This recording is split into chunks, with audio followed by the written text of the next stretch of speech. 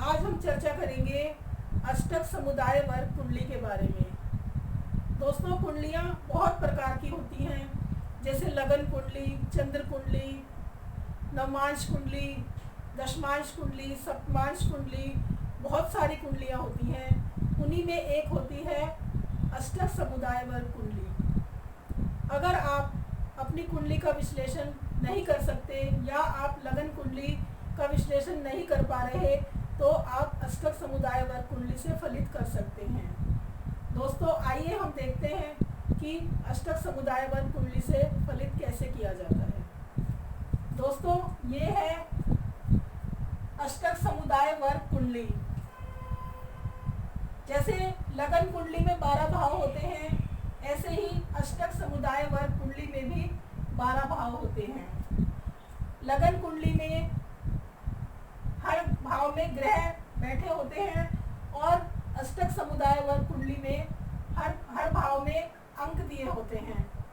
दोस्तों, राहु और केतु को हम अष्टक समुदाय वर्ग कुंडली में नहीं लेते।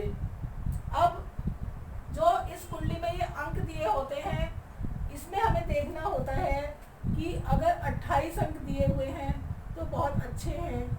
अगर 28 अंक से नीचे दिए हुए हैं, यानी 24 से अगर 28 के बीच में कोई अंक दिया हुआ है तो वो सामान्य होता है, और अगर 24 से नीचे दिए होते हैं तो वो खराब होता है, और अगर 28 से ऊपर अंक दिए होते हैं तो वो बहुत अच्छे होते हैं। तो दोस्तों, सबसे पहले देखते हैं हम लगन को, उसके बाद देखते हैं धन, बल, सुख, सुत, रिपु, भार्या, आयु, भाग्य, कर्म, आय और व्यय।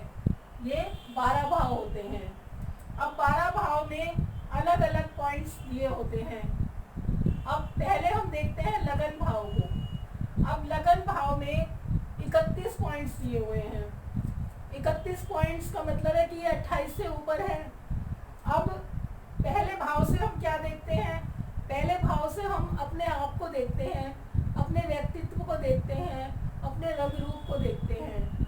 तो हम देखेंगे कि पहले भाव में 31 पॉइंट हैं, तो इसका मतलब है कि ये व्यक्ति देखने में बहुत सुंदर होगा, इसका रंग रूप बहुत अच्छा होगा। इसके बाद हम देखते हैं धन भाव को। अब धन भाव से धन देखा जाता है, परिवार देखा जाता है, वाणी देखी जाती है। अब यहाँ पर 28 पॉइंट दिए हुए हैं, तो 28 पॉइंट अच्छे होते हैं, तो इसका मतलब है कि इस व्यक्ति के पास धन रहेगा, इसका कुटुंब परिवार अच्छा होगा, इसकी वाणी अच्छी होगी, क्योंकि यहाँ पर 28 पॉइंट दिए हुए हैं। तीसरे भाव में देखते हैं कि 26 पॉइंट हैं।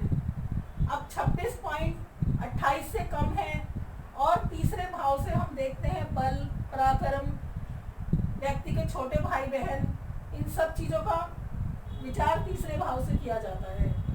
अब तीसरे भाव में क्योंकि 26 पॉइंट हैं जो कि 28 से कम है, तो इसका मतलब है कि व्यक्ति के अंदर बल कम होगा, उसका पराक्रम कम होगा, व्यक्ति मेहनती कम होगा, उसके छोटे बहन भाइयों से उसके संबंध बहुत अच्छे नहीं होंगे।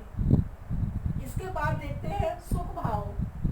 अब सुख भाव में 29 पॉइंट हैं, तो बहुत अच्छा है। अब सुख भाव से हम क्या देखते हैं? धन, प्रॉपर्टी, वाहन, सुख, ये सब देखते हैं। तो यहाँ पर 28 से ऊपर पॉइंट है, तो इसका मतलब है कि इस व्यक्ति के पास धन भी रहेगा, प्रॉपर्टी, वाहन, सुख सब कुछ होगा इसके पास। तो इसके बाद देखते हैं पांचवें भाव को। अब पांचवें भाव में 32 पॉइंट हैं, तो 32 पॉइंट तो बहुत अच्छे होते हैं। और पांचवें भाव से हम देखते हैं बुद्धि, विद्या, शिक्षा और संतान। तो इसका मतलब है कि व्यक्ति की शिक्षा बहुत अच्छी रहेगी, उसकी संतान बहुत अच्छी रहेगी, व्यक्ति की बुद्धि बहुत अच्छी होगी, क्योंकि यहाँ पर 32 पॉइंट हैं। उसके बाद हम देखेंगे छठे भाव में। छठे भाव में 24 पॉइंट हैं, जो कि 28 से कम है। तो इसका मतलब है कि व्यक्ति के ऊपर शत्रु हावी नहीं रहेंगे, व्यक्ति के को बीमारियां बहुत कम होगी, और कोई अगर कंपटीशन वगैरह होगा तो वो निकाल लेगा, और नौकरी वगैरह भी लग जाएगी, और मामा से संबंध भी बहुत अच्छे रहेंगे। उसके बाद देखते हैं हम सप्तम भाव। सप्तम भाव में 28 पॉइंट हैं, और सप्तम भाव से किस चीज़ का विचार किया जाता है? सप्तम भाव से विचार किया जाता है पार्टनरशिप का और मैरिज लाइफ का। तो दोस्तों, सप्तम भाव में 28 पॉइंट हैं। इसका मतलब है कि इस व्यक्ति की अगर ये किसी से पार्टनरशिप करेगा तो वो अच्छी रहेगी, इसकी मैरिड लाइफ अच्छी रहेगी, इसकी पत्नी अच्छी होगी, ये सब देखते हैं हम सप्तम भाव से। उसके बाद देखते हैं हम अष्टम भाव। अष्टम भाव में 23 पॉइंट हैं, तो इसका मतलब है कि व्यक्ति की आयु कम रहेगी। उसके बाद हम देखते हैं भाग्य भाव को, जिसमें 32 पॉइंट हैं। अब दोस्तों, लगन में 31 पॉइंट हैं और भाग्य भाव में 32 पॉइंट हैं। तो इसका मतलब है कि व्यक्ति अपने भाग्य से बहुत कुछ ज़्यादा लेकर आया है, मतलब कि उसके अपने आप से उसका भाग्य बहुत अच्छा है, मतलब व्यक्ति बहुत भाग्यवान है और बहुत ही अच्छी किस्मत है व्यक्ति की, इसका मतलब ये है। तो अब हम 10वें भाव को देखते हैं। 10वें भाव में 41 पॉइंट हैं।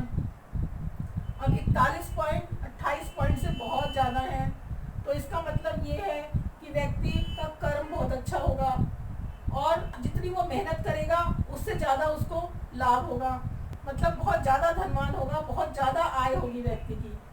उसके बाद देखते हैं आय। अब आय में 42 पॉइंट है, तो 42 पॉइंट 41 से भी ज़्यादा है। तो इसका मतलब ये है कि व्यक्ति जितनी मेहनत करेगा उससे ज़्यादा उसकी आय होगी। कई बार हम देखते हैं कि कई व्यक्ति बैठे रहते हैं लेकिन फिर भी उनकी आय होती रहती है। तो इस तरह के व्यक्ति बहुत ही भाग्यवान होते हैं, बहुत ही ऐश्वर्यशाली होते हैं। तो ये व्यक्ति मेहनत कम करेगा लेकिन इसको आय बहुत ज़्यादा होगी। उसके बाद 12वें भाव में देखते हैं 19 पॉइंट हैं। अब 19 पॉइंट का मतलब है कि 28 पॉइंट से बहुत कम है, तो इसका मतलब ये है कि ये व्यक्ति व्यय बहुत कम करेगा। इसके पास आय ज़्यादा है लेकिन व्यय कम है। अगर यहाँ पर 42 पॉइंट है और यहाँ पर 28 पॉइंट है, तो इसका मतलब ये है कि ये व्यक्ति आय तो बहुत होगी व्यक्ति की, लेकिन धन को जमा नहीं कर पाएगा। जमा के नाम पर बिल्कुल 0 बटा सन्नाटा, मतलब व्यक्ति धन को जमा नहीं कर पाएगा। और अगर यहाँ पर कम पॉइंट्स हैं और यहाँ पर ज़्यादा पॉइंट्स हैं, तो इसका मतलब ये है कि व्यक्ति थोड़ी आय में भी धन जमा कर पाएगा। अब अगर इस भाव में, पहले भाव में, 5वें भाव में और 9वें भाव में, अगर इन तीनों भाव में पॉइंट्स ज़्यादा हैं, तो इसका मतलब है कि ये व्यक्ति अपनी मेहनत से जीवन में बहुत कुछ अर्जित करेगा, और ये व्यक्ति बहुत ही भाग्यवान होगा, भाग्यशाली होगा, ऐश्वर्यशाली होगा। और अगर इन चारों भाव में पॉइंट्स ज़्यादा हैं, तो इसका मतलब है कि ये व्यक्ति ऐश्वर्यशाली है, बुद्धिमान है और बहुत ही ज़्यादा भाग्यवान है। और दोस्तों, इसके बाद हमें ये देखना होता है कि अगर अष्टक वर्ग कुंडली में 7 भाव में अगर ज़्यादा पॉइंट्स होते हैं और 5 भाव में कम होते हैं, तो इसका मतलब है कि ये बहुत अच्छी कुंडली होती है। अब हम देखते हैं कि इस कुंडली में किस भाव में कितने पॉइंट्स हैं। अब 1, 2, 3, 4, 5, 6, 7, 8, यानी 8 भाव में 28 पॉइंट से ज़्यादा है, तो ये बहुत अच्छे हैं। तो दोस्तों, इसका मतलब है कि ये बहुत ही अच्छी कुंडली है। और कम कितने भाव में है, तो देखिए 1, 2, 3 और 1 4, मतलब 4 भाव में कम पॉइंट्स हैं।